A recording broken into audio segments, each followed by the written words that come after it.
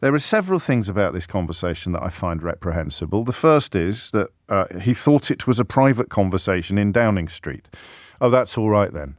You know, the Home Secretary, the man who is essentially responsible for law and order, for the entire criminal justice system in this country, thinks it's okay to make these sort of jokes in private, even though I believe there were journalists present. I mean, the second thing about it that is, of course, reprehensible is that he doesn't really seem... Well, the fact that in the first place he could have thought that it was acceptable. I don't know how many people have made an off-colour joke and realised immediately that they had misjudged the room. And by the room, I can mean just the half a dozen people or so that were standing with you. You don't have to have been standing on a stage in front of an entire room. But you do know, don't you? But even then, I think, I once found myself at a New Year's Eve dinner and I'd had a couple of sherries and I embarked upon a well-rehearsed diatribe about how awful Clapham is and how it's the Stepford of South London. And this was many, many years ago. I wouldn't do that anymore now because, A, I'm not that big a plonker anymore, and B, I don't think it's true. But I thought it was hilarious, and I'd done it a couple of other times, always with people that didn't live in Clapham. And on this occasion, I realised about 4/5 of the way through, actually it was when my host pointed out that we were the only people sitting at that dinner table that didn't live in Clapham. And that's what you call not reading the room.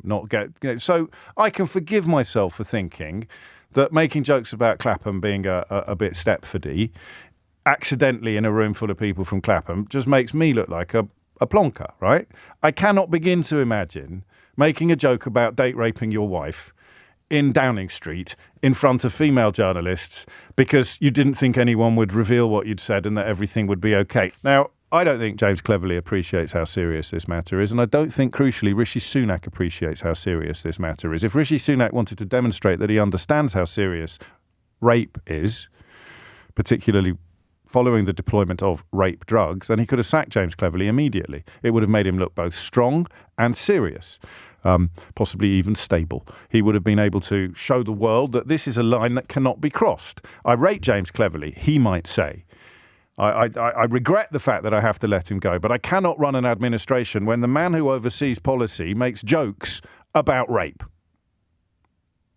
Would you take a moment out of your morning to explain to Rishi Sunak, and if it's worth the effort and the oxygen, to James Cleverly, why this behaviour is unacceptable and why this would be, in a sane universe, a stone-cold sackable offence?